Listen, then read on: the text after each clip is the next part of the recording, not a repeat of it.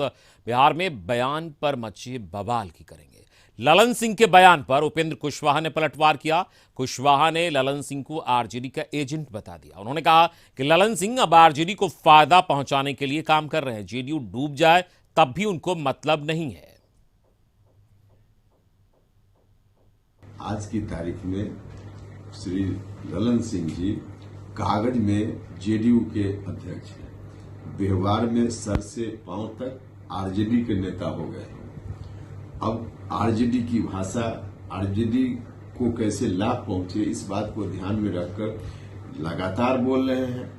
और जब बोलते हैं उस वक्त नीतीश जी का भला होगा बुरा होगा इस बात का बिल्कुल ख्याल नहीं, जेडीयू का नाश होगा क्या होगा इसका कोई ख्याल नहीं, आरजेडी को कैसे फायदा होगा, आरजेडी के नेता को कैसे लाभ मिलेगा, इसको देखकर बयान देते हैं। तो उधर नेता प्रतिपक्ष विजय सिन्हा ने भी ललन सिंह पर निशाना साधा। विजय सिन्हा ने कहा कि ललन सिंह को नीतीश कुमार भी पसंद नहीं करते। ललन सिंह ने नीतीश कुमार की पूरी जिंदगी की कमाई बर्बाद कर दी है। ललन बाबू हताशा और निराशा में इनको पूछ नहीं रहा है। जदयू में क्षेत्रीय दल के राष्ट्रीय अध्यक्ष बने हुए हैं और सच्चाई यही है कि मुख्यमंत्री भी इनको पसंद नहीं कर रहे। आज ललन बाबू के कारण बिहार विधानसभा में मुख्यमंत्री का जो तौहनी हुआ और उनकी जिंदगी भर की कमाई, लोकतंत्र में उनकी आस्था को लुटा दिए, वह व्यक्ति का नाम है ललन बाबू। तो ललन सिंह के बयान पर बवाल हो रहा है। ललन सिंह ने क्या कुछ कहा था वो बता रहे हैं आपको। बीजेपी से बढ़ती नजदीकियों के अटकलों पर ललन सिंह ने पूर्ण विराम लगाया। इससे पहले ललन सिंह लगातार चुप्पी साधे हुए थे। ललन सिंह ने साफ कर दिया कि नीतीश कुमार 7 जन्म तक बीजेपी के साथ नहीं जाएंगे और यहां तक कह दिया कि थूकने भी नहीं जाएंगे। ये सब भ्रम अमित शाह की ओर से फैलाया जा रहा है। ये बाइट भी आपको हम सुनाएंगे, लेकिन उससे पहले हम ग्राफिक्स के माध्यम से आपको दिखा रहे हैं कि किस तरीके से पलटवार हुआ है।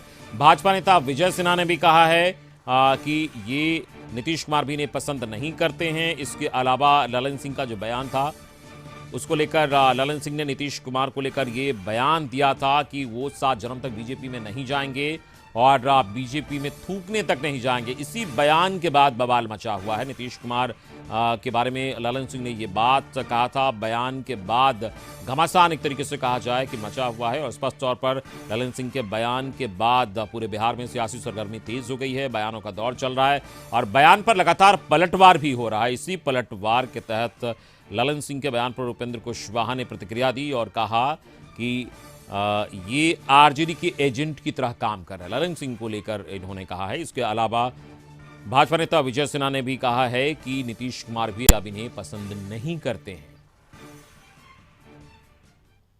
सबका प्रोड्यूसर और डायरेक्टर देश के गृह मंत्री है। ये पूरा भ्रम फैलाने का प्रयास सिर्फ एक ही काम है, पूरे देश में, पूरे प्रदेश में कैसे भ्रम फैले कि नीतीश कुमार जी से बीजेपी की नजदीकियां बढ़ रही है। अरे काहे का नजदीकियां बढ़ेगी?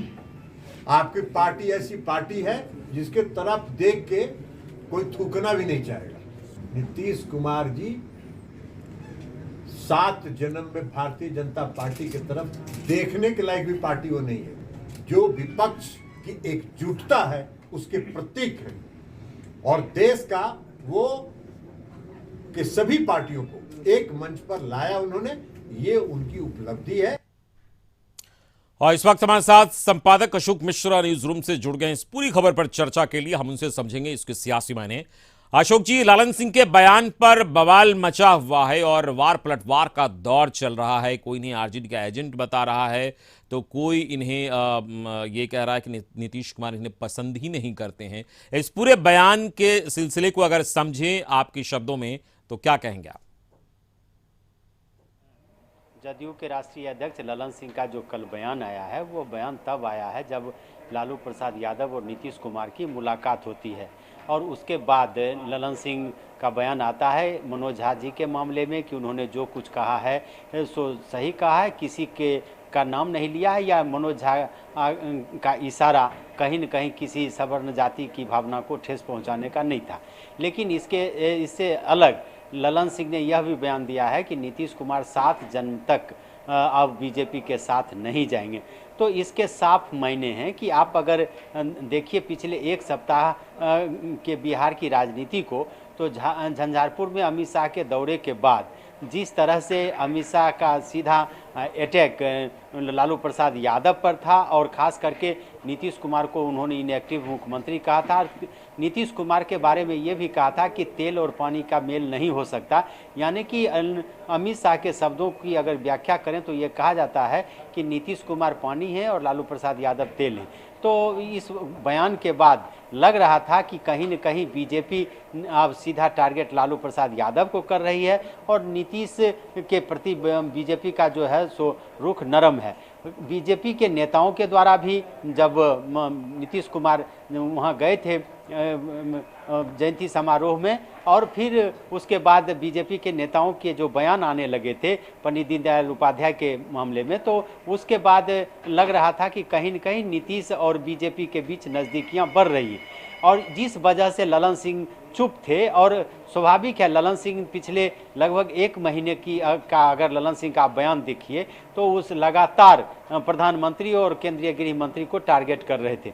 वैसी परिस्थिति में बीजेपी से जब नज़दीकी की बात मीडिया में आई तो ललन सिंह ने चुप्पी साध ली थी, लेकिन लालू प्रसाद यादव और नीतीश कुमार की मुलाकात के बाद ललन सिंह का जो बयान है वह यह साफ संकेत देता है कि कहीं न कहीं नीतीश कुमार की ओर से उन्हें हरी झंडी मिली, और तब उन्होंने इस तरह के बयान दिए। अगर मैं ललन सिंह के बयान को आप देखें तो ये बीजेपी को असहज करने वाला है, और कल तक बीजेपी में भी 2 गुट था, और एक ग्रुप ये मानता था कि अगर नीतीश कुमार साथ में आते हैं बीजेपी के साथ तो कहीं न कहीं बीजेपी के अंदर भी फूट हो सकती है, बगावत हो सकती है। लेकिन कुछ नेता ऐसा भी था जो मानते हैं कि नीतीश के आने से बीजेपी को फायदा होगा और खास करके राजद से मुक्ति मिलेगी। और ललन सिंह के बयान ने यह साफ संकेत कर दिया है कि बीजेपी और नीतीश के बीच अभी दूरी बनी ही रहेगी। इससे बीजेपी के भी उन नेताओं को झटका लगा जो देर सवेर चाह रहे थे कि नीतीश के साथ फिर गठबंधन हो।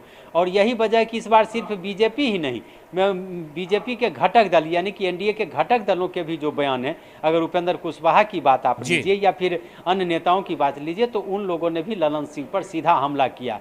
और ललन सिंह बीजेपी पर इसलिए खासे नाराज हैं कि केंद्रीय मंत्रिमंडल में जब भागीदार बनाने की बात थी तो बीजेपी ने ललन सिंह के बदले आरसीपी को मंत्री बना दिया, और बीजेपी ललन सिंह की मुराद पूरी नहीं हुई।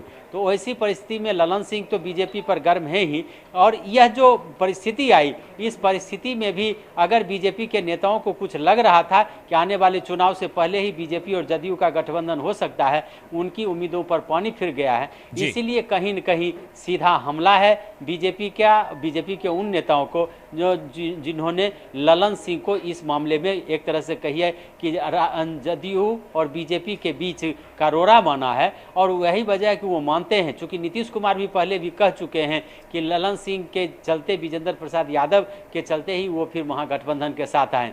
तो वैसी परिस्थिति में बीजेपी के नेता ललन सिंह को रोड़ा मान रहे हैं, और यही वजह है कि ललन सिंह के बयान पर सियासत गर्म है।